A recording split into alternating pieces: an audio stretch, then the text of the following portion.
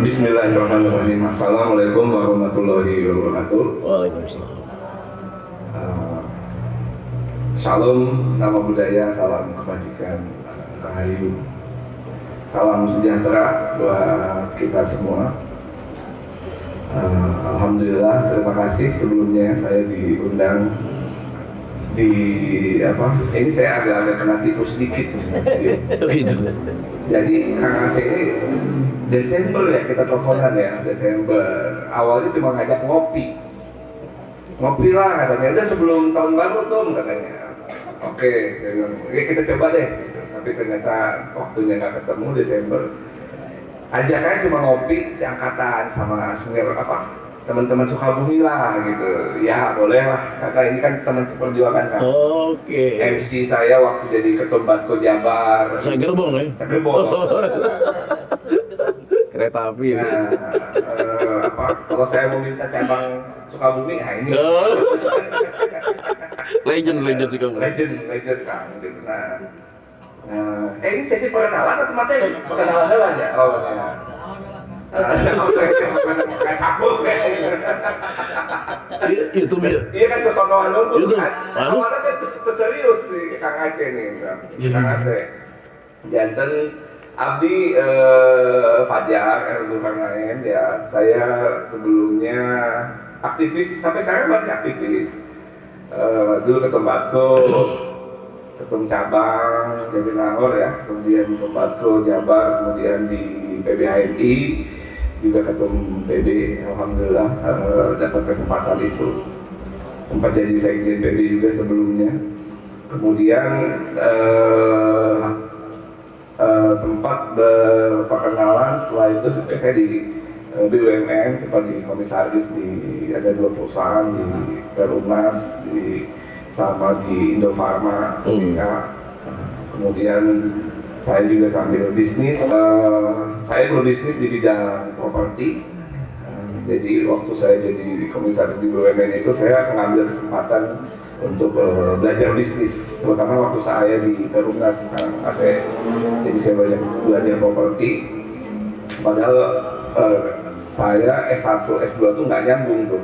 S1 saya MIPA, S2 saya ITB itu teknik lingkungan, saya nggak nyambung. Nah, tapi saya memberanikan diri bisnis. Nah, kemudian sampai sekarang masih saya tekuni dan saya kaget disebut direktur real estate. Ngeri juga ini saya. Biasanya sebetulnya saya aktif sekarang masih di asosiasi real estate, masih yang tertua ya, DPPRI ya, Real Estate Indonesia, sebagai wakil ketua umum DPPRI. Jadi harusnya wakil ketua umum supaya kelihatan aktivis, jangan kelihatan pengusaha gitu. Nah, jadi aktivitas saya di situ selain juga saya juga aktif di Golkar karena ketua umumnya teman seangkatan, jadi kanda kita senyum ya. Nah, senyum gitu, nah kanda gitu kan, kanda Bahlil. Nah, tapi orangnya top. Nah, nanti saya ceritakan sedikit kan. Ini bukan kampanye kan? Enggak. Nah, gitu loh. Aktivis ya, aktivis. Nah, aktivis. Jadi saya pengen cerita di sini, saya bukan sebagai pengusaha lah, gitu. Saya pengen tetap sebagai aktivis gitu kan. Baik aktivis yang profesional di bidang real estate maupun sebagai aktivis yang meneruskan karir di bidang politik seperti itu. Jadi kalau perkenalan itu sehari-hari saya tinggal di Jakarta, sudah ya sejak PBHMI lah ya, jadi sudah cukup lama di sana. Sama Kang Kun ini malah baru ketemu sekarang, padahal semua ketua umum itu pasti menghadap Kang Kun. Iya, bener. Sama ketum PB itu kan. Jadi saya unik. Tadi ditanya kemana aja Kang ya, kita ada apa? Iya. Merayap dulu gitu kan. Tapi nanti kita ceritakan lebih lanjut dengan materi yang lebih dalam lah ya, seperti apa perjalanan dan pengalaman kita masing-masing, sehingga adik-adik, kakak-kakak, adinda, yunda bisa ikut sama-sama melompat bersama gitu. Cukup ya? Siap. Maka selanjutnya Kang Asep. Nah, ini dia. Ini dia. The real king. Bismillahirrahmanirrahim. Assalamualaikum. Behind the gun, behind the gun. Alhamdulillahirobbilalamin.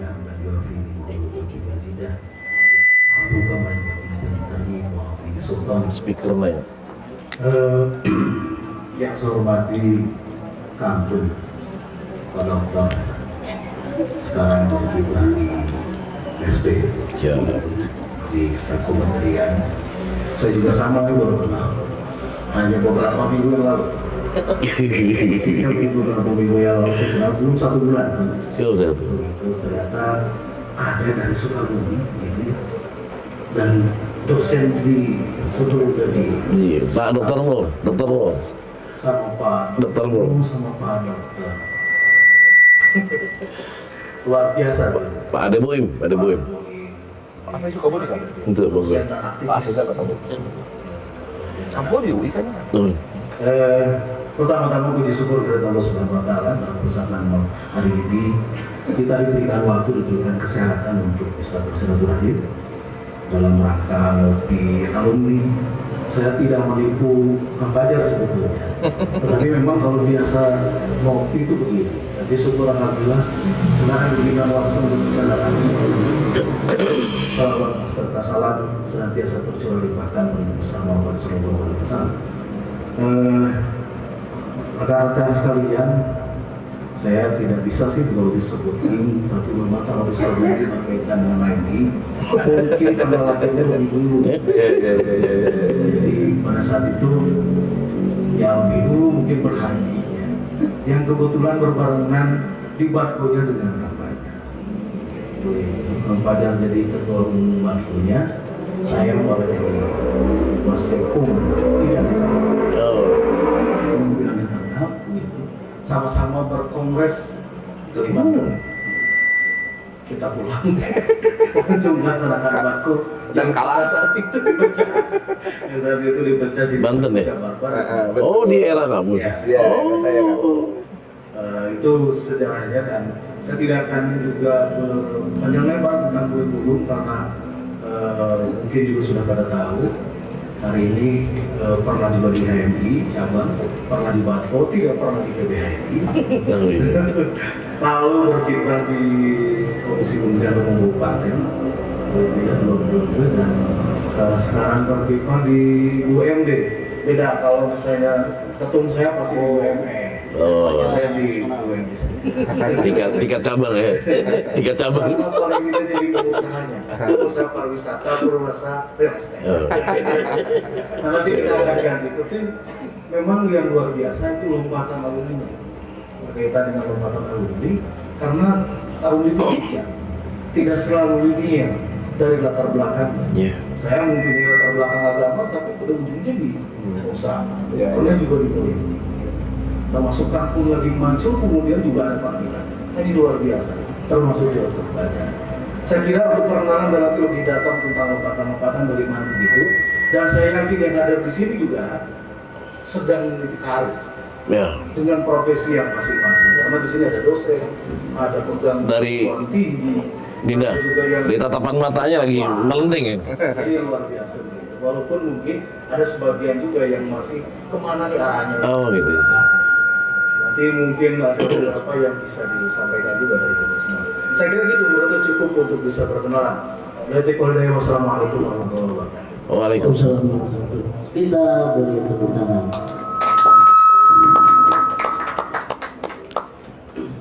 Teman-teman, pengenalannya sudah disampaikan di masing-masing. Tentunya sudah kerekam bagi teman-teman, tapi tidak mengarahkan untuk teman-teman masuk pada area yang sedang diaktifitasi atau dijalani para senior ini kan begitu ya.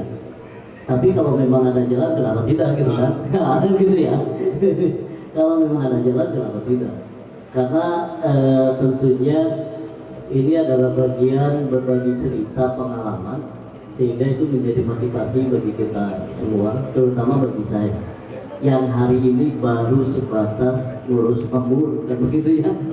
Kang Fajar nasional, kampung, gimana? Kang Hasil, saya hanya pemur kan. desa, bayangan komisariat itu jangan ada komisariat begitu. Teman-teman sekalian, kita dengarkan pengalaman Kangkung, terutama tadi statement yang lagi muncul begitu, tiba-tiba langsung di sana. Saya pikir ini mesti menjadi acuan bagi kita, bagaimana caranya lompatan itu sangat tinggi begitu. Mudah-mudahan ini juga menjadi motivasi bagi kita. Kangkung, Alhamdulillah. diperjelas Alhamdulillah. secara utuh. Alhamdulillah. Oh gitu. Senior lah, kata senior. Terkaci ya.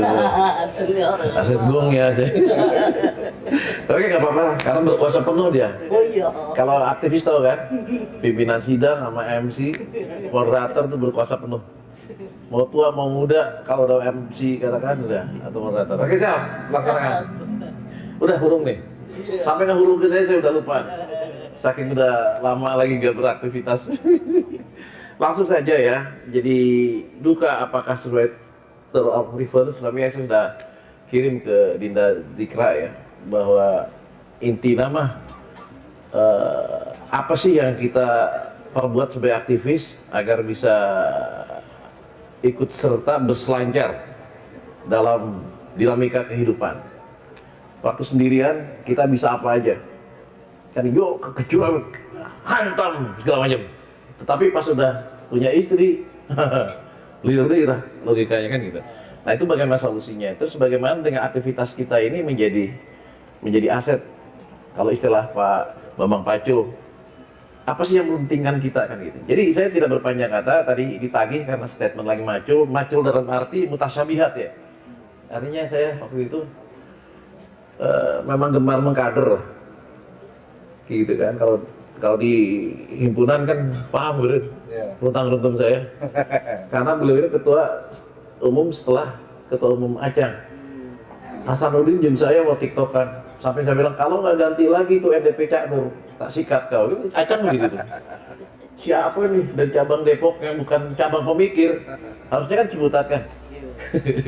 Sikatnya 26 kan di pleno kan? Iya. Itu udah sekjennya Acang gitu. Ya sudah. Nah, dari Fajar itu hilang. Saya dekat sama Arif Mustafa. Kalau ngasih LK3 bareng tuh sama dia keliling, suka bilang, Bang, abang ini kan pemikir.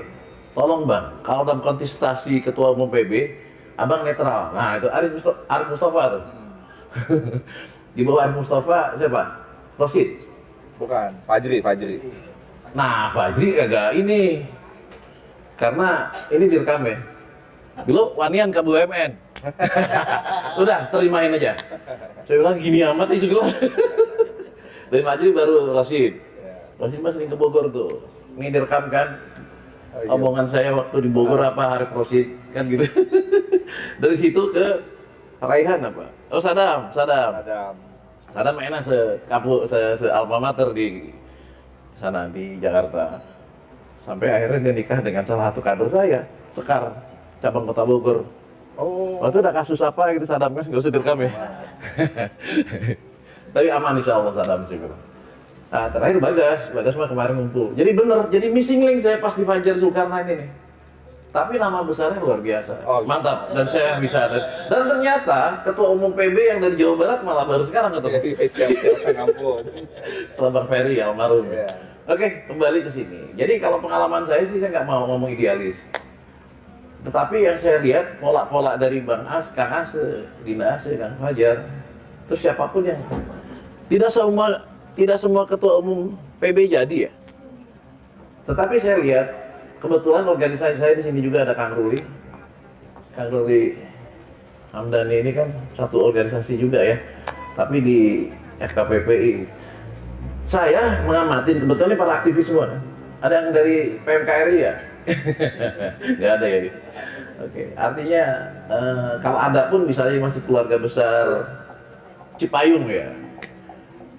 Contoh di kantor nih sekarang, saya lagi jalan, Bang, siapa? Saya Bang, sebutin nama. Ada, himpunan, bukan Bang. Saya sekjen apa? Ternyata dia sama-sama organisasi Cipayung.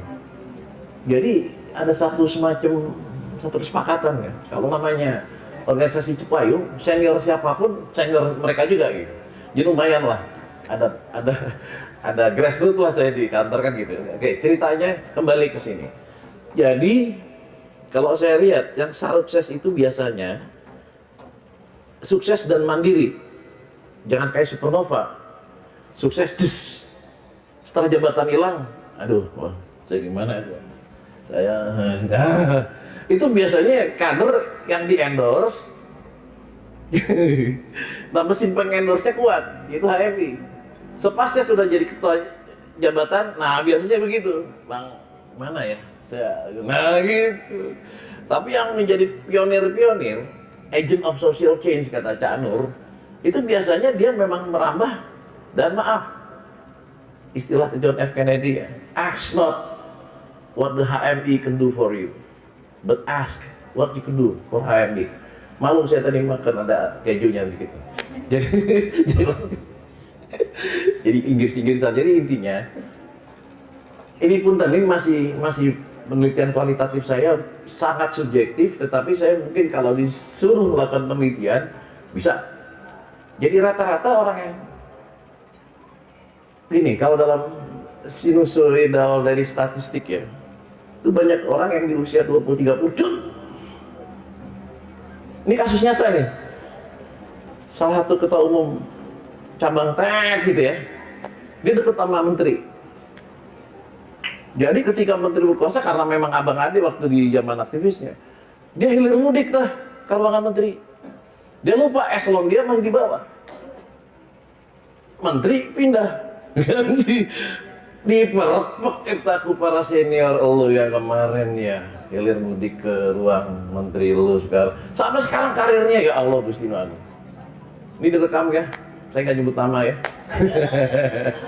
Itu karena apa? Kita kadang-kadang, saya ketemu JK deket, ketemu Bang Akbar deket, Bang Akbar di Menpora, oh mana enak eselon masih can eselon terus, Bang apa kabar Bang? Terus jalan kaki ketemu sama misalnya senior-senior jadi menteri. Itu tanpa sadar membuat cemburu yang lain, ditandaan si awas, bener, nah itu. Jadi saya pikir itu salah satu kendala yang terjadi.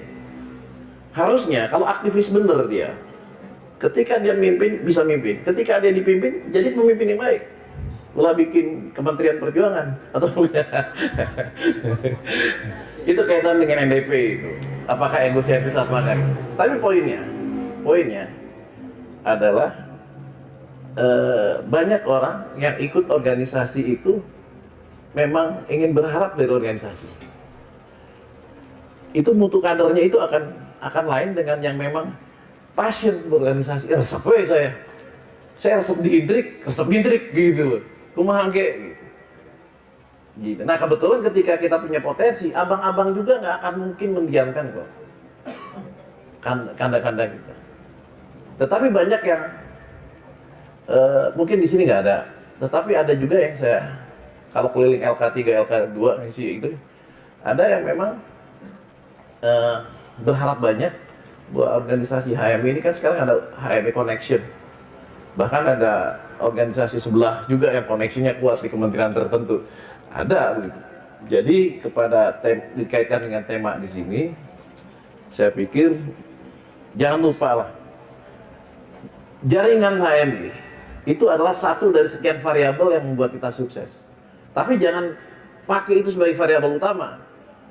Ketika variabel utama, endorsement itu pasti ada fasenya, ada durasinya, ada tenggat waktunya, ada wayahnya. Ketika sudah nggak jadi camat didukung oleh Anda, misalnya asumsi jadi camat itu bisa dari non ASN. Fase camat berhenti, post power syndrome. Nah ini ngangkatnya sulit. Paham ya?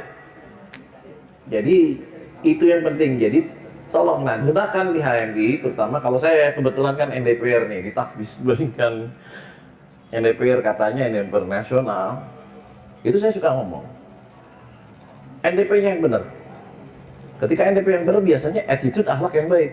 Ketika akhlak baik tinggal di bumbuan skill tuh, terus di bumbuan knowledge, apalagi kayak ChatGPT, Gemini AI segala macam untuk knowledge. Ketika skill oke, knowledge oke, akhlaknya akhlak himpunan benar-benar yakin usaha sampai, itu kita akan terangkat itu. menjadi profesional. Ketika profesional jadi diri kita, nanti abang-abang juga pasti akan butuh itu. Gitu ya. Jadi mindset kita hari ini, saya tidak mau mapagahan ngojai kameri karena bukan meri juga. Tetapi saya hanya tolong, kalau sekarang masih ada junior-junior yang misalnya masih dalam proses belum kahmi ya, tolong Anda tetap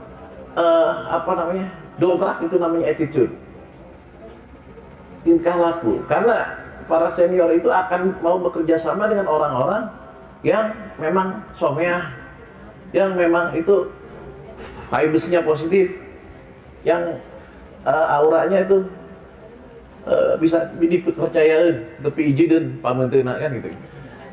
Tinggal digas di skill bisa belajar, terus baru knowledge gitu. Nah, 3 poin ini yang harus diperhatikan dan dijadikan HMI itu benar-benar lembaga pengkaderan untuk menghantam terutama di akhlakul karimah. Itu satu. Kedua, masalah pertanggungjawaban statement saya lagi nyangkul. Terus terang pada waktu fase itu saya nggak kepikiran berkarir. Demi Allah Rasulullah, se-Indonesia bisa tahu kalau berkarir. Saya murni pengkaderan. Karena nggak tahu, saya bawaan orangnya memang hobi ngatur. Baik di kita maupun di Paskibraka, di FKPPI kan. Nah, ketika itu saya terus. Nah, si Horeng, kader-kader yang saya dulu itu jadi kita. Jadi what you sow will you reap. Ada di Bible juga. Apa yang kau tanam apa kau petik. Kudunya di Al-Quran ayat itu. Ya kan, di Bible aja ada. Kunanto beliau-beliau yang lebih meyakinkan bahwa apa yang kita tanam apa. Kita suka lalahora. Lalahora itu apa? Kegabahan. Bahwa kita nanam asal nanam, dan kita tidak menunjukkan kedeladanan. Gitu. Lahirlah tuh Hasan Hasbi. Ke rumah saya Hasan Hasbi. Nih rekam juga. Waktu LK segala macem. Siapa lagi? Ada banyak. Marbawi kan. Ketua MPKPB. Gak apa-apa diklaim ya Marbawi ya. Ini fakta sejarah. Jarang di wakil Kuarnas segala macam. Kalau kita penanam pekader tidak sesuai dengan apa yang kita kader, itu mamalah itu. Apes. Maka dari itu kita kalau memang mengkader, jadilah pengkader yang juga memberikan benar kata Kiai Haji Kiai Hajar Dewantoro. Ingarso, gimana urutannya? Ya, Ingarso, Suntulodo, Ingmadjo, Mangut Karso, kedua Handayani.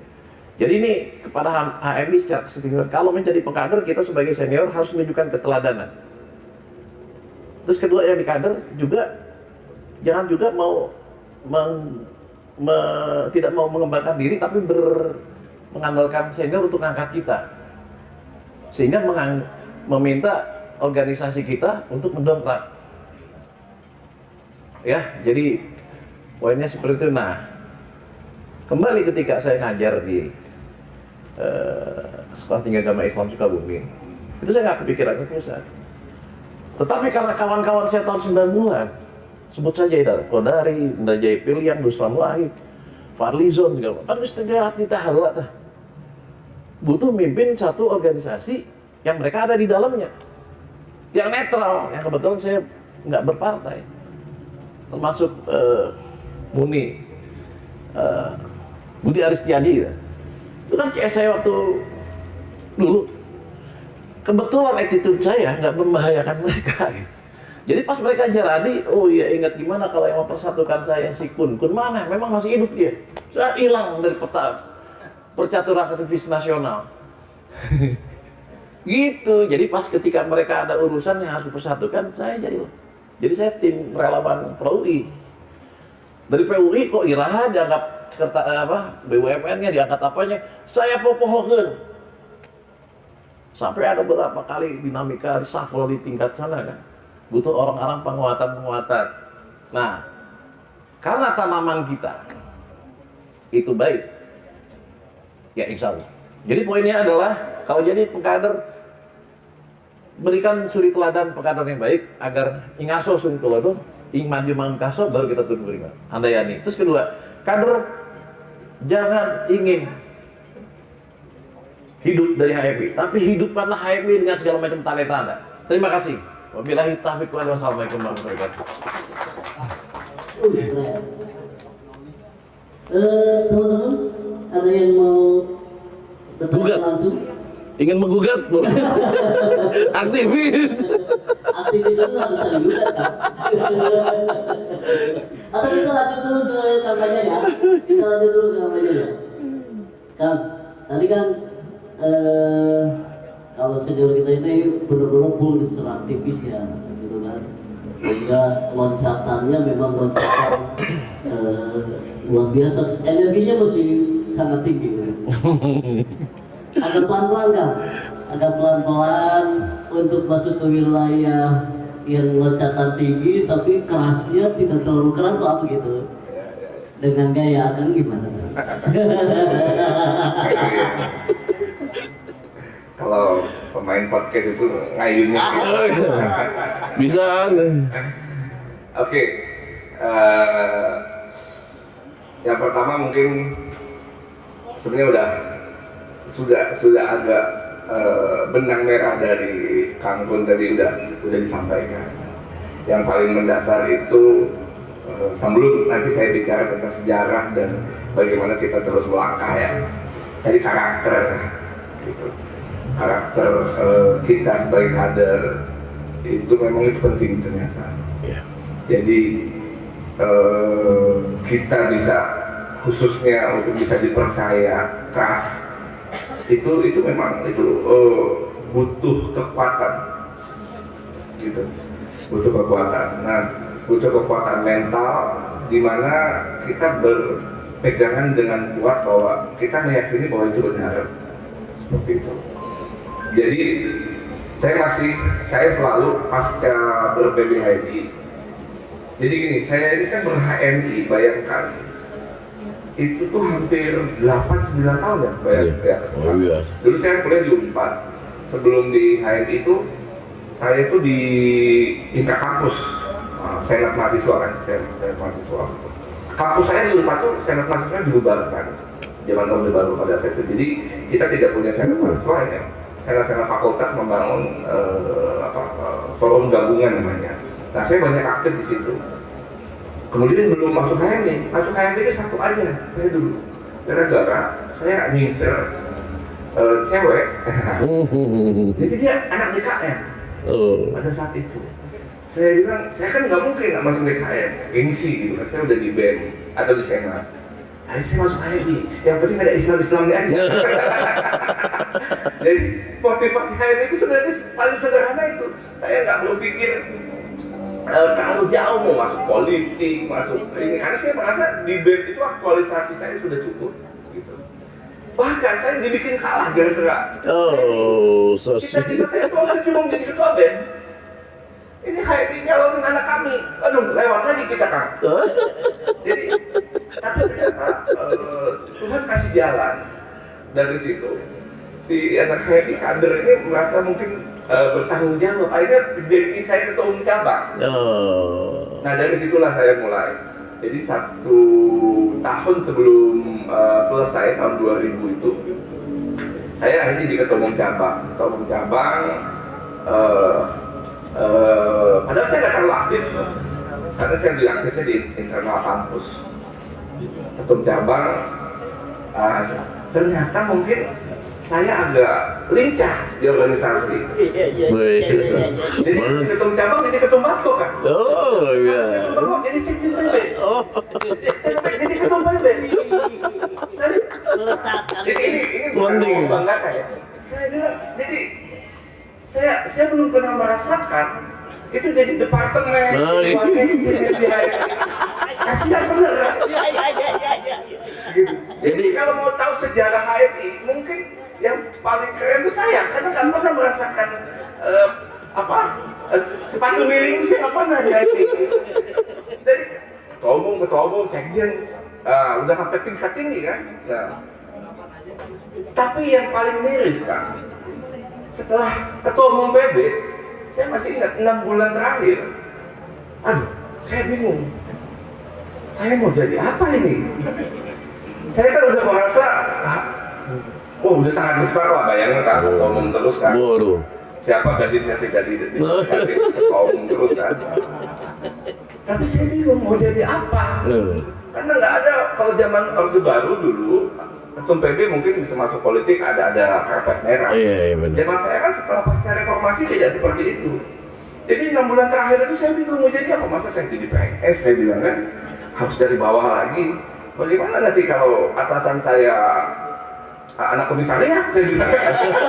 Benar. PBHRD katanya masih baru di kader ditunjuk-tunjuk. Wah ini saya bilang meruntuhkan di bawah organisasi HRD. Saya cari akal betul gitu. Aduh, bagaimana nih ilmunya supaya habis ketum PB ini masih ada kelas gitu kan. Nah, alhamdulillah memang saya waktu itu semenjak ber-HMI selalu membangun networking yang baik gitu ya. Saya selalu menjadi supaya bagaimana rasanya harus dipercaya. Kayak gitu. Kadang-kala senior itu mau ngasih uang aja saya tolak. Pada saat itu kita cari yang lebih besar maksudnya. Tapi itu membangun kepercayaan. Jadi saya dalam beberapa kesempatan ini saya bilang saya nggak perlu dikasih uang, saya kasih kerjaan saja atau dikasih link, kasih network. Nah, tapi saya kan tidak berpikir jauh seperti itu. Saya hanya berpikir bahwa saya harus membangun relasi yang cukup baik. Nah, pasca itulah maksud saya akhirnya relasi-relasi itu terbentuk. Akhirnya alhamdulillah saya sempat jadi mungkin zaman dahulu ketua Cipayung yang paling zaman dahulu itu mungkin nggak ada ya dari Cipayung itu masuk di BUMN seperti itu. Jadi itu yang pertama kali mungkin zaman saya itu sepertinya ya yang saya rasakan karena teman-teman saya ketum saya di ketum Cipayung itu sepertinya jalurnya pada masing-masing berbeda. Nah saya mencoba mengambil ke situ di BUMN tapi ternyata memang enak jadi komisaris kan. Zaman dulu tuh enak betul pokoknya jadi digaji, datang cuma sebulan sekali. Tunjuk loh nih. Gitu kan. Ada dividen. Zaman sekarang nggak enak. Zaman dulu memang Tantim. ada tantiem maksudnya. Memang itu bikin kita terlena. Aktivis sudah lama miskin, susah, ya enak dong gitu kan. Tapi saya merasa saya mencoba profesional pada saat itu dengan kemampuan karena waktu ketum PB saya sempat jadi konsultan ada salah satu perusahaan di Singapura gitu kan. Mencoba belajar tentang ekonomi. Nah, dari situ saya belajar. Saya pikir saya ini nggak bisa dipegang. Komisaris BUMN itu kapan aja bisa diganti. Benar. Walaupun kita udah seprofesional apapun. Nah dari situ saya belajar mulai bisnis. Karena saya tidak punya pilihan yang lain. Sebenarnya 6 bulan sebelum PB itu saya udah belajar bisnis. Saya masuk di bidang energi waktu itu. Saya supply namanya drill pipe di Pertamina pada saat itu. Tapi kan nggak punya pengalaman bisnis. Ya uang udah pas-pasan, nggak ada yang modalin. Gitu. Saya juga tidak membangun relasi bisnis dengan senior yang memang untuk bisa terus berkembang. Gitu. Jadi ternyata 8-9 tahun berakhir itu tidak ada apa-apanya. Ini udah ketua umum terus loh. Begitu. Nah, ini saya mengambil contoh makanya. Saya ini belajar betul. Saya mengambil contoh sahabat saya, Kanda Bahlil. Gitu. Dia memang lebih senior 2 tahun atau 3 tahun di atas saya. Pada saat saya jadi sekjen PBHRI dengan Hasanuddin ketua umumnya pada saat itu, kita tunjuk dia jadi bendahara umum. Alasannya apa? Karena dia udah paling banyak uang. Alasannya itu, karena kita tahu, saya mid formatur, saya nyusun udah. Kita di sini udah beneran. Selain juga memang kontribusi politiknya, memang kita jadikan dia bendahara umum. Karena yang paling kaya, dia sudah bisnis itu sejak kuliah. Begitu. Dan itu memberikan fondasi ekonomi yang sangat signifikan untuk karir beliau ke depan. Bayangkan sejak zaman itu dia udah kita kan kalau proposal kurang, dana dari alumni belum masuk, ya kan? Ya dia ngalang-ngalangin dulu. Jadi dia sejak zaman dulu. Jadi ketika dia tumbuh terus menjadi ketua umum HIPMI dan sebagainya, bisnis kan terus tumbuh. Dan itu akhirnya berhasil menopang karir politiknya beliau. Seperti itu. Nah, saya membandingkan saya pada saat itu baru belajar bisnis setelah jadi ketum PB. Terlambat, kompetisinya kurang, membangun networknya masih lama. Saya bangun perusahaan properti, jatuh bangun, gitu. Jatuh bangun, nggak mudah. Nah bayangkan kalau orang-orang sejak zaman dulu membangun bisnisnya sejak lama, sehingga dia lebih lebih adaptif seperti itu untuk menghadapi gelombang-gelombang kompetisi, dan akhirnya bisnis itu tumbuh dan berhasil, gitu. Nah itu yang maksud saya, makanya saya bilang kenapa Bahlil itu salah satu prototipe aktivis yang sukses menurut saya, gitu. Dan ketika mencapai pada puncaknya hari ini ketua umum Golkar, idealisme aktivismenya itu memang diwujudkan dan tidak mudah digoyahkan karena fundamental ekonomi itu sudah kuat sejak lama. Networkingnya terus dibangun, komunikasi vertikal horizontalnya terus dibangun sehingga kokoh. Makanya banyak orang bilang kalau Ketum Bahlil ini perpaduan antara Bang Akbar sama siapa? Pak Yusuf Kalla. Kalau dulu kita bicara Anas itu bilangnya bahwa dia perpaduan antara Nur Khalis Majid sama Bang Akbar katanya. Gitu. Nah ini kalau Ketum Bahlil beda nih, perpaduannya Bang Akbar dan Pak Ucu. Gitu. Menurut saya, karena di era reformasi saat ini memang kos politik itu tidak bisa dinafikan kalau Anda mau berprestasi politik. Nah, sambung tadi dari Kang Kun bilang bahwa kayak Kang Kun dipanggil lagi, ketemu lagi sama Bang Kodari dan sebagainya. Saya juga kebetulan begitu. Saya berpartai juga. Secara tidak langsung ketika beliau naik, udah kita sama-sama lagi aja di DPP Golkar. Gitu. Jadi ternyata network itu, relasi itu terus bersamaan. Begitu. Tapi tetap kita tidak boleh melupakan fundamental ekonomi kita. Karena kan kita perlu hidup. Kita berkeluarga, kita harus survival. Itu yang harus terus dibangun. Begitu, sehingga ketika ada goncangan apapun, terus melandainya banyak. Bahkan harus terus tumbuh. Begitu. Jadi saya pun sama, saya membangun bisnis, saya coba terus tumbuh. Gitu. Saya yang agak lucu sebenarnya, saya dulu kan bidang saya di lingkungan ya. Saya S2 saya teknik lingkungan ITB, S1 saya di biologi FD Pak. Nah, saya berpikir, saya ini masa belajar di bidang lingkungan, khususnya bidang ekologi, saya konsentrasinya, tapi kok nggak beraktivitas di bidang lingkungan. Akhirnya siapa? Karena saya punya jiwa entrepreneurship, saya bilang saya bikin namanya perusahaan namanya Intrakon. Intrakon itu konsultan di bidang lingkungan. Yang pegang itu adik-adik saya di Bandung, adik-adik kampus saya. Jadi saya bilang kalian harus berkembang di bidang lingkungan. Alhamdulillah berjalan sampai sekarang, kampus semua banyak lah kalau di Jawa Barat proyek-proyek AMDAL dan lingkungan monitoring itu kita masih pegang. Tapi saya hanya pemegang saham saja. Nah, akhirnya saya bilang semua itu nyambung, akhirnya tumbuh. Gitu. Saya bangun bisnis setelah properti bidang energi, gitu. Nah, terus mencoba, begitu. Jadi, dan alhamdulillah akhirnya sampai hari ini kita masih alhamdulillah. Kalau teman-teman PB itu kan banyak kadang-kala udah sampai PB HMI, dia balik ke daerah karena survivalnya kurang.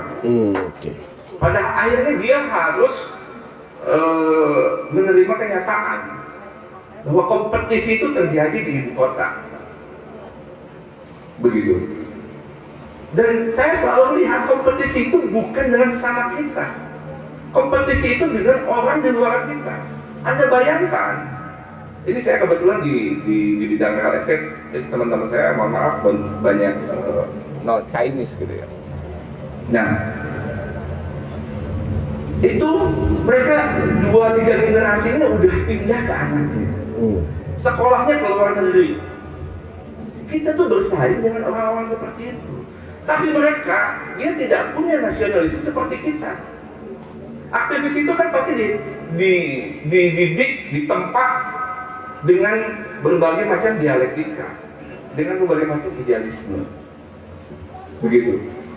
Nasionalismenya pasti ada, apalagi kita dalam konteks HMI pasti ke-Indonesiaan dan keislaman itu seperti mata uang. Kita belum tentu orang lain seperti itu.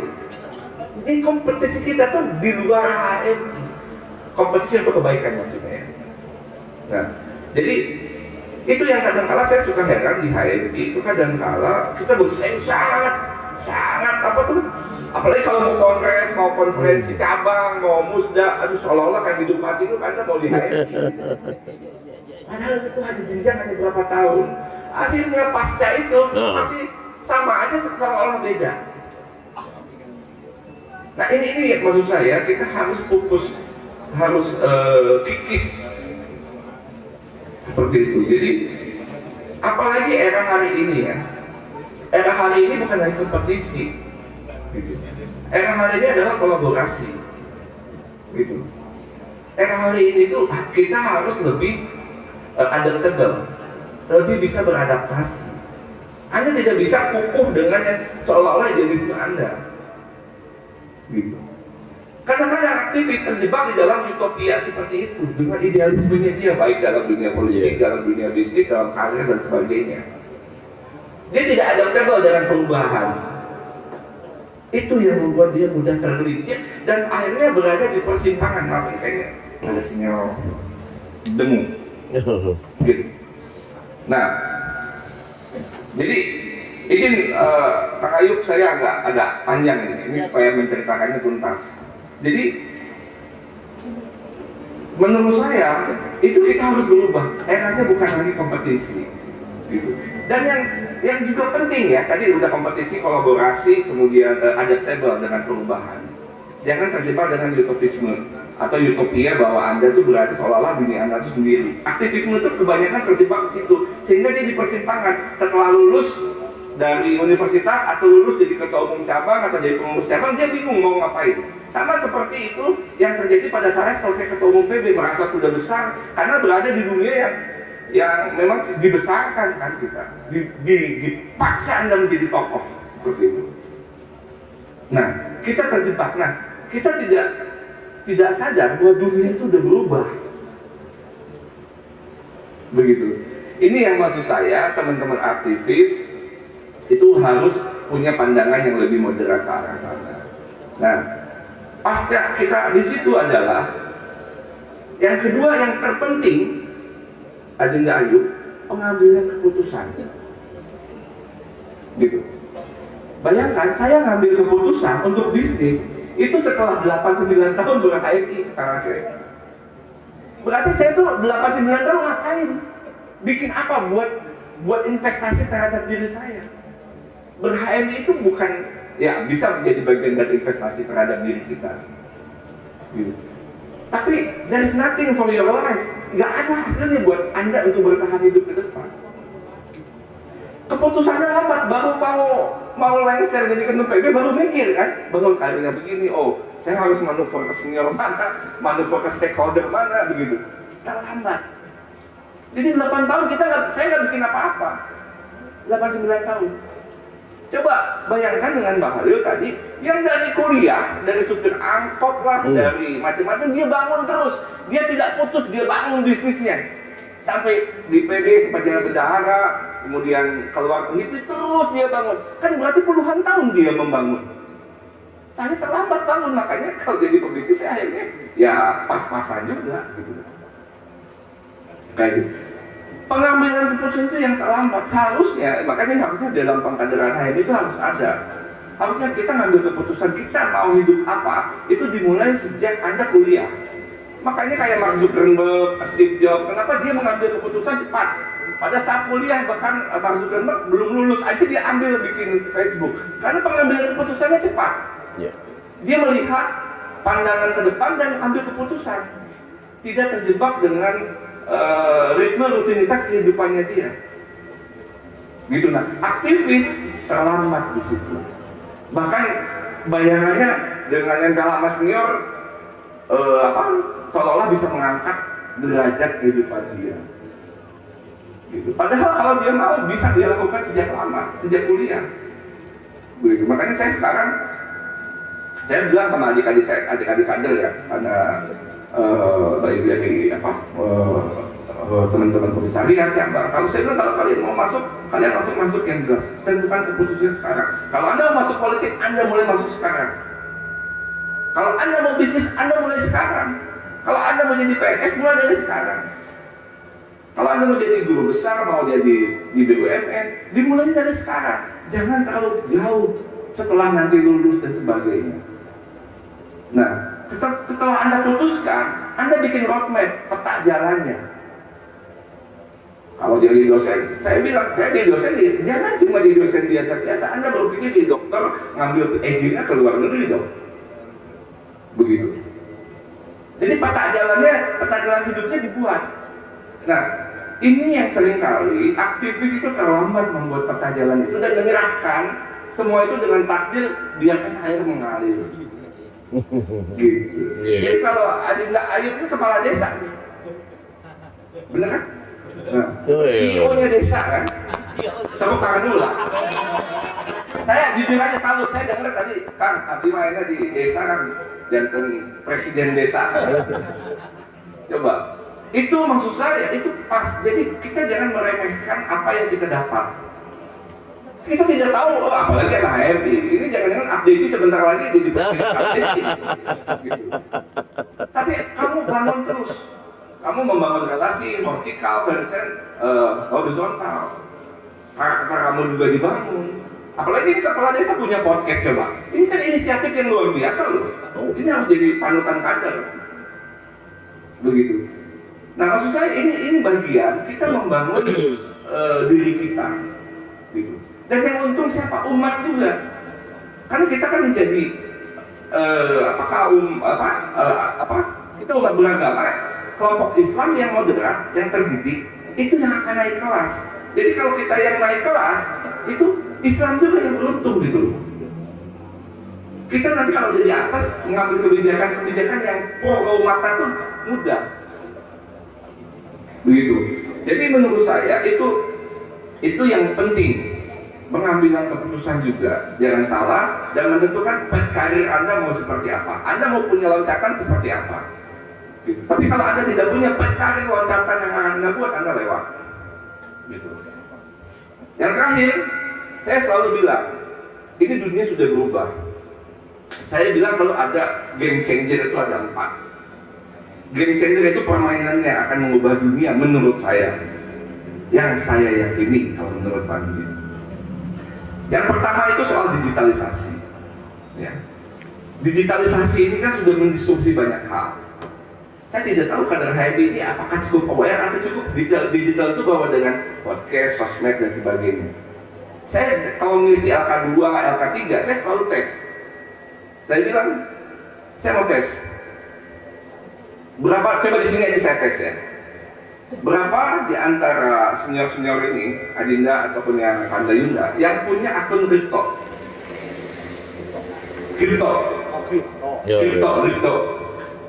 Atau yang sedang mau belajar. Atau yang sudah enggak, yang punya, buat saya yang punya. Pasti udah, ada yang punya. Di Sukabumi nggak ada yang punya nih alumni akun kripto, wallet. Kripto, ayo punya, pasti orang podcast punya. Yang lain, Adinda yang di belakang ketum cabang mana ketum cabang? Kamu punya nggak? Enggak. Yang punya akun saham, sekuritas, stok Bitcoin, ada. Apa pakainya? Apa? Saham rakyat. Oke. Anda bayangkan dengan dunia digital yang sedemikian hebat saat ini, hanya satu yang punya aplikasi saham dan hanya satu yang punya akun kripto. Anda nggak tahu ya ke depan itu kita model mata uang akan berubah, misalkan dengan kripto. Kita baru belajar. Ini anak HMI. Jadi HMI itu sangat tidak digitalized. Apalagi belum lagi kalau kita bicara ChatGPT, AI, bicara lagi disrupsi fintech, bicara lagi yang lain-lain. Jadi padahal game changer kan di situ. Jadi kita tidak cukup aware dengan perubahan HMI itu sangat jauh. Dan saya cek itu karena saya di LK2, kemarin saya baru isi LK3 sama saya isi LK2 di Depok. Saya cek yang punya akun kripto dari sekitar mungkin 70 peserta itu, 50-an peserta di LK3, hanya 2 yang punya akun kripto. Gitu. Ya, saya tidak mau terjebak soal ini haram dan tidak ya, begitu ya soal. Tapi maksud itu buat HMI itu biasa, gitu kan. Perdebatan itu penting. Di HMI itu yang membuat besar, gitu kan. Saya ketika akun kripto ada, saya langsung buat. Saya beli Bitcoin, tapi saya tidak lakukan untuk bisnis. Gitu. Saya setiap jam 9 pagi saya selalu buka aplikasi saham saya. Saya terdaftar di Sekuritas dan saya udah lakukan itu sejak 10 tahun yang lalu. Enggak 10 lah, 8 tahun yang lalu. Saat saya ketum, saya masuk di situ. Walaupun masih kadang rugi dan sebagainya, tapi saya selalu belajar itu. Bahkan saya lihat akun-akun saham itu bisa potensi 20-30% per tahun. Nah, itu kalian tidak aware dengan itu sangat salah menurut saya. Karena dunia sudah semakin flat. The world is flat, kata Thomas L. Friedman katanya. Jadi dunia ini sudah sangat flat. Antar batas negara tidak ada, batas budaya, batas agama itu bahkan semakin flat hari ini. Jadi sudah cukup digitalized. Ini game changer. Kalau Anda belum bergerak di situ, terlambat. Makanya buka mulai sekarang. Minimal belajar. Jadi anak saya, karena saya buatkan akun saham. Saya bilang kalau saya mau ngasih uang, saya kasih. Saya bilang, karena saya kembar, cowok dan cewek. Saya bilang, Dek, ayah kasih uangnya di saham aja ya. Usianya baru 8 tahun, kelas 3 SD. Dan dari sekarang, dari kelas 2, saya udah kasih pelajaran coding. Saya masih terlambat. Ketika saya belajar coding, dia udah Roblox dan bikin itu. Sekarang udah ada AI. Saya masih bingung, ini gimana saya membaca. Kan dia akan menjadi masa depan umat ke depan. Walaupun yang jadi cost, jadi biaya terhadap saya. Tapi bagi saya investasi. Gitu. Nah, jadi kalau kita tidak aware dengan digitalisasi itu, menurut saya dengan perubahan itu berbahaya. Yang kedua, game changer kedua adalah energi. Energi itu pasti kita bicara soal batu bara, sumber daya minyak, gas, solar cell dan sebagainya, electric vehicle, mobil listrik dan sebagainya. Ternyata hari ini ketika bicara energi, dia game changer. Ketika Indonesia sekarang penghasil terbesar nikel, semua orang kelabatan. Semua berhati-hati dengan Indonesia. Begitu. Bahkan bisa jadi sumber konflik juga. Ini Indonesia harus kita jajah, ini bahaya. Kalau kita tidak punya ketahanan yang kuat. Jadi energi itu penting. Saya cek lagi kemarin LK2. Ada nggak di sini anak teknik pertambangan? Coba saya cek sini, pasti nggak ada. Ada teknik pertambangan, teknik sipil, geofisika, geologi. Ada. Kemarin juga sama. Saya di LK3 saya tanya, nggak ada. Satu-satunya ada teknik informatika. Saya cek kamu punya akun, ini nggak punya. Gila gitu. Sementara kita bersaing sama orang-orang yang sekolahnya punya kekayaan, sekolahnya ke luar negeri, balik ke sini dia bikin disrupsi ekonomi lagi yang lain-lain. Padahal kita tidak tahu dia muslim atau tidak, atau dia punya komitmen keumatan atau tidak. Gitu. Nah minimal anak HM itu harusnya sudah bergerak di sana. Kalau nggak bisa bisnis di bidang energi, kalau nggak bisa masuk secara profesional di bidang energi, Anda bisnis di bidang energi jadi trader kayak, atau main sahamnya batu bara kayak. Ada peluang banyak. Anda buka saham di pintu apa? Anda buka aja main. Saya juga selalu beli saham-saham di bidang energi. Jadi supaya aware dengan pengetahuan kita. Yang ketiga adalah environmental, gitu. lingkungan. Jadi environmental paradigm itu paradigma lingkungan menurut saya hari ini jadi masa depan. Zaman saya masih ingat waktu saya kuliah, saya tuh bilang sama teman-teman kuliah nih, teman-teman geng gitu ya. Udah kita bikin konsultan aja, konsultan lingkungan. Itu masih kuliah, ada teman-teman saya mau dari mana, saya bilang duitnya dan sebagainya. Jadi udah dipatahkan. Saya bilang daripada kita dikerjain sama dosen, cuma dibayar harian, kerjanya gitu-gitu juga, konsultan lingkungan saya bilang. Nyatanya setelah lulus, ternyata kita butuh, kita bikin kerjanya begini-begitu juga, karena yang kita sehari-hari di situ. Begitu. Dan saya melihat pada saat ilmu lingkungan itu, wah saya bilang kenapa saya nggak masuk pada saat itu? Karena menurut saya melihatnya bahwa itu masih jauh gitu. Oh, hari itu. Gitu. Itu masih jauh. Jadi Indonesia masih jauh sebagai negara berkembang, negara dunia ketiga pada saat itu. Pada saat saya lulus kuliah, saya bilang lingkungan pasti masih, sekarang pun masih banyak kendala-kendala. Gitu. Sebagai contoh misalkan soal sawit kita pengekspor terbesar sawit. Tapi ketika sekarang mau ekspor ke Eropa, banyak di-ban sana sini, dilarang sana sini. Karena sawit kita adalah salah satu juga berpotensi terhadap deforestasi. Gitu. Ataupun banyak bidang lain. Jadi Eropa lebih suka produk yang memang environmentally gitu, yang cukup memberikan kontribusi lingkungan yang baik. Atau karbon. Bagaimana isu karbon dan sebagainya. Jadi isu-isu lingkungan itu menurut saya satu hal yang menurut saya itu masa depan. Begitu. Itu akan jadi game changer. Begitu.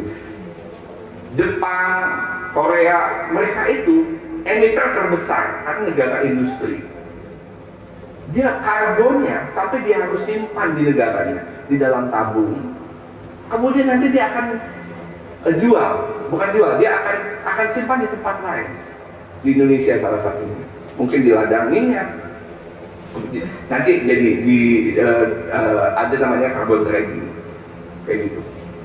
Jadi itu masa depan lingkungan, isu lingkungan itu sangat besar. Jadi kalau anak HMI, aktivis HMI bisa bergerak di bidang itu top. Mungkin dimulainya, kalau saya baru lulus komisaris, Anda jadi aktivis lingkungan. Pandawara itu bikin cuman buang-buang itu luar biasa loh kerja. Ada nggak anak HMI kayak gitu? Saya tanya kemarin juga di LK3, kalian punya nggak lembaga kekaryaan di bidang lingkungan? Nggak ada.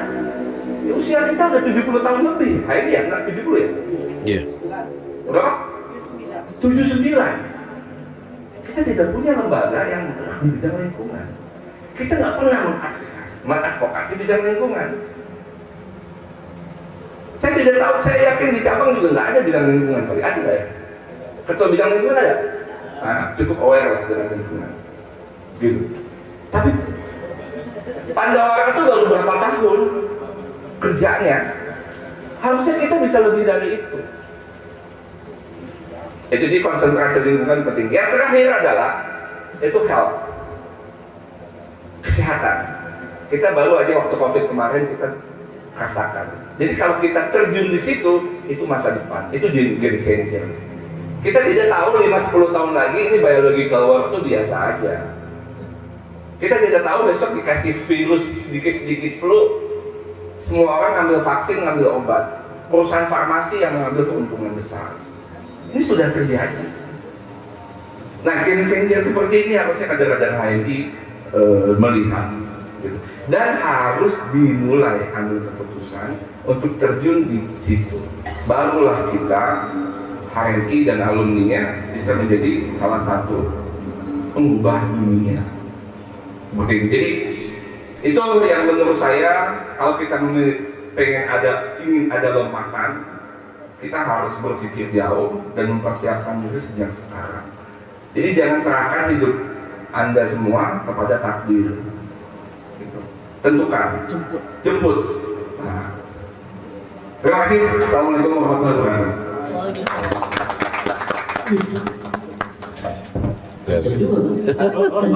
Konceng.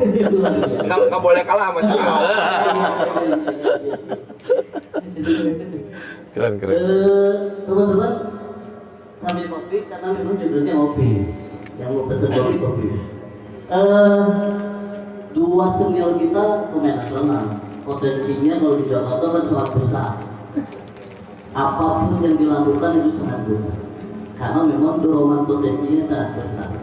Tapi ketika cerita di daerah yang potensinya secangguh, kita tetap harus eksis. Bagaimana caranya kita tetap eksis dalam kondisi potensi secangguh? Kan gitu ya? Kita dengarkan dari Kak Asif Maulana. Ya, terima kasih. Ini luar biasa nih rekan-rekan dari orang yang baru datang. Bercerita tentang lompatan pasca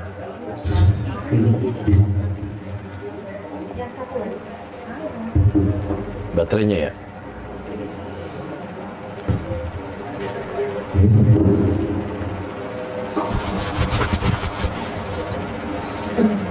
Ya, terus. Mantap. Ternyata tadi sudah disampaikan oleh Kamu bahwa penguatan kita setelah pasca kampus itu konsistensi bukan, maka itu akan muncul potensi. Iya. Kalau Kamu gitu ya, bagaimana pengadalan, organisasi segala macam, nanti juga akan terbawa. Itu yang Pak Dokter rasakan sampai di ujung terakhir.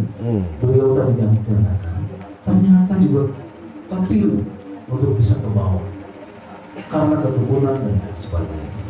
Perbedaan ini dengan Tumpajar. Tumpajar lompatannya beda lagi karena mungkin bedanya beda fase.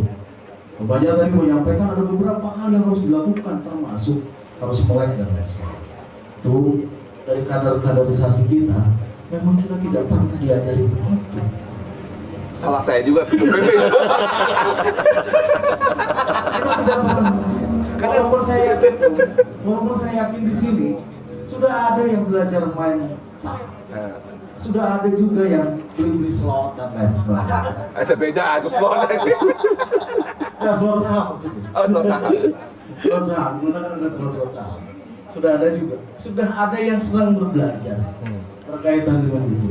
Nah, hal ini tidak pernah diceritakan di ALB, tidak pernah diceritakan di alumni, dan tidak pernah juga bercerita di kampus-kampus tentang persoalan ini. Bayangkan, Tumpajar ini hari ini mengajarkan untuk begitu dari mulai usia anak yang belum masuk kelas. Saya kebayang gimana caranya. Dan kita akan lihat nanti berapa saham itu juga, gitu. Dan yang sudah lompatannya dari mulai kripto dan lain sebagainya, cerita-cerita dulu. Saya pernah punya pengalaman di Jakarta, pertemuan dengan beberapa pengusaha. Saya masih bercerita di daerah tentang pariwisata dan lain sebagainya. Paling penting, paling tinggi itu tentang digitalisasi wisata.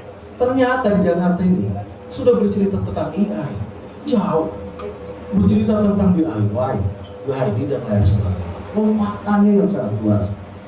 Nah, dari situ sebetulnya ini yang kekurangan-kekurangan kita, itu sehingga para alumni kemana untuk menentukan arah. Bahkan keputusan itu pun sangat general sehingga untuk menentukan itu sulit. Itu dirasakan sendiri. Saya misalnya keluar dari kuliah sama dengan kuliah dari KMI, gitu ya. Karena secara kebetulan saja, misalnya begitu, karena kebetulan situasi yang akan menunjang itu. Begitu saya di Batko dengan Tumpajar, saya pernah menceritakan, saya hanya cukup 1 semester di Batko. Nggak tahu ada apa. Saya harus kembali lagi ke Sukabumi. Kesempatannya ternyata ada di KPU. Jadi bukan keadaan profesi. Ini berbeda karena lompatan-lompatan alumni itu beda-beda. Iya, betul. Latar belakang dan lain sebagainya itu juga tidak bisa dilihat. Di agama, lompat ke KPU. Di KPU saya juga 2 periode misalnya begitu. Tetapi yang paling pertama kalau bisa tadi benar adalah saya penguatan diri. Konsistensi diri sih. Kalau kita diberikan tanggung jawab di situ, toh nanti juga akan. Pasca kemudian di KPU sempat juga terdiam start. Saya bilang ke teman-teman kader kalau datang ke rumah, saya lagi konsen, lagi fokus mengajar. Ternyata nganggur aja belum fokus. Bayangin kata siapa? Begitu. Dan itu dibuktikan setelah fokus menganggur itu, UMD yang saya dapat. Jadi sebetulnya menganggur itu bukan berarti diam. Fokusnya adalah langkah-langkah yang harus dilakukan. Secara kebetulan, saya di Sukabumi memang senior ada, tetapi tidak bisa menggantung kepada senior-senior karena berbeda kalau di kota besar dan lain sebagainya. Akhirnya karena merasa yang pertama seperti itu, ini yang menjadi tanggung jawab besar. Ketika di KPU yang saya lihat dari teman-teman HRD keluarga dan lain sebagainya, tidak berani untuk melakukan macam-macam karena memang kita tidak diperlukan. Dan terakhir sekarang di UMD loncat lagi dari kalau kemudian ngambil keputusan di wilayah sektor publik politik seperti itu, sekarang ke sektor ekonomi 180 derajat. Waduh, saya harus mengurusi. Saya harus paham tentang akuntansi, perusahaan tentang penyusutan dan lain sebagainya. Tidak sebelumnya saya ketemukan. Apa yang kemudian itu? Belajar. Dan saya ditarget 3 bulan kalau nggak bisa mundur. 1 tahun kalau tidak bisa mundur dan lain sebagainya. Kita buktikan. Di situ ternyata bisa. Tapi itu masih belum cukup untuk pengembangan pribadi. Kenapa masih belum cukup? Karena kita harus melihat betul. Paling di sini juga sama, bermainnya Instagram, WhatsApp, TikTok dan lain sebagainya. Paling kalau misalnya di usaha jualnya live TikTok dan lain sebagainya. Belum kemain digital berusaha, apalagi misalnya robotik saham misalnya yang bergerak di itu sendiri. Saya baru mulai belajar juga tuh melihat ternyata ada orang yang mengatakan orang besar dan orang kaya itu bohong kalau tidak punya saham. Bohong kalau tidak bermain saham. Bohong tidak bermain saham. Saya nggak tahu juga kalau di Sukabumi yang kaya bermain saham ya. Ada sih yang enggak tapi warisan begini. Dari warisan. Nah hal-hal yang begini belum bisa diterapkan. Sekelas di kota besar, sekelas di metropolitan di HMI itu ternyata belum mulai. Apalagi kemudian di daerah-daerah. HMI misalnya kaderisasi dan sebagainya selalu diwacanakan dengan hal-hal yang lebih dan lebih umum pada dunia politik yang itu yang terus-terusan. Nah kesempatannya bagaimana nih untuk di daerah kayu ya, terutama misalnya BUMD, gitu. Ini menjadi kesempatan yang besar buat alumni karena rata-rata kalau misalnya di HMI memegang sesuatu itu ternyata punya lompatan. Rata-rata dimanapun, saya yakin ini profesinya udah masing-masing. Ada dosen, karirnya juga masing-masing. Lompatannya beda-beda. Pak Usman sekalipun megang yayasan dunianya di dunia pendidikan, ada lompatan-lompatan yang kita tidak tahu. Ada di Karang Taruna, ada di apa dan lain sebagainya. Itu luar biasa. Iya. Oh gitu ya? Iya. Iya tuh. Kita tidak tahu misalnya yang lain-lainnya. Ada hal-hal yang seperti itu, makanya mungkin hal-hal yang baru tadi disampaikan oleh Pak Jariki, tentu saja ini sesuatu yang baru yang kemudian juga harus kita belajar. Enggak ada kata terlambat yang ada. Kalau kita juga baru buka saham, ya lah. Walaupun saya juga bisa buka saham, apakah saham ini halal atau haram? Ada juga yang mengatakan kripto halal kok. Gitu. Ada juga yang mengatakan haram, harus jelas juga beli saham apa dulu nih. Gitu. Kalau perusahaan yang non halal apakah kemudian jadi halal gitu, itu jadi halal juga begitu. Itu pilihan-pilihan yang biasanya terjadi pasti akan melihat itu. Lalu Velun akan melihat mana nih pilihan-pilihan yang untuk bisa dilakukan. Ini yang begitu untuk kita konsisten. Kalau saya pembentukan diri, penguatan diri juga. Kalau memang kita konsisten di situ, penguatan diri kita juga harus kuat.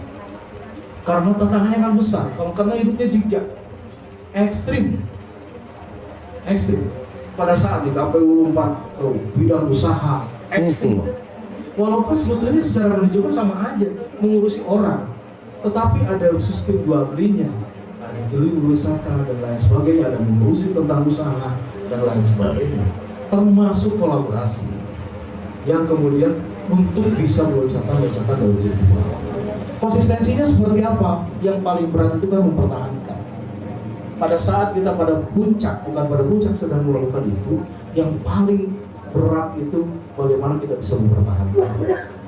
Karena kita belum dilahirkan secara profesional pada masing-masing. Kita hanya bisa belajar, kemudian belajar menentukan bagaimana nih sebetulnya bisa. Kadang-kadang mungkin dianggap ya dan sebagainya. Tetapi rata-rata alumni bisa begitu. Dia mempertaruhkan diri dan bisa untuk bisa melakukan apa-apa.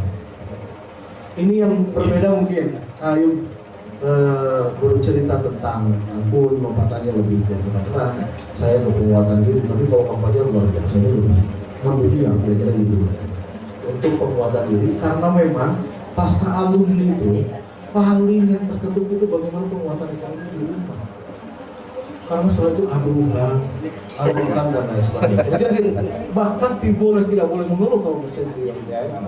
Saya pernah juga mengeluh seperti itu. Saya datang ke sendirian Bandung sendiri di Misbah kan bantu aku. Saya sudah selesai dulu dengan dan lain sebagainya. Akhirnya disuruh pulang. Pulang ke sini, siang mau pergi ke suami. Habis bersuka. Dan akhirnya lagi ketemu di sini. Apa penguatan itu? Bertanggung jawab apa yang harus kita lakukan sekalipun kecil. Itu yang kemudian kita bisa. Saya kira tidak akan panjang karena waktu terus nanti diskusinya akan panjang, teman-teman gitu. Karena dua tokoh ini menarik juga untuk dikupas tuntas sehingga bagaimana kita menentukan. Ada salam nih dari Kang Usman untuk Takun mempertanyakan. Mudah-mudahan karena Takun ini sekarang pada fase yang luar biasa bisa ditelurkan di sekolah ini dan mendapatkan apa yang bisa di sekolah ini. Terima kasih. Assalamualaikum warahmatullahi wabarakatuh. Terus kalian satu nuhun kehadirannya, diskusinya sangat luar biasa. Kang Fajar nuhun dan Bukan nuhun dan saya nuhun. Yang paling terpenting adalah supaya kita melompat lebih tinggi, yakin bisa sampai dan ujungnya pasti bahagia hari ini. Wassalamualaikum warahmatullahi wabarakatuh.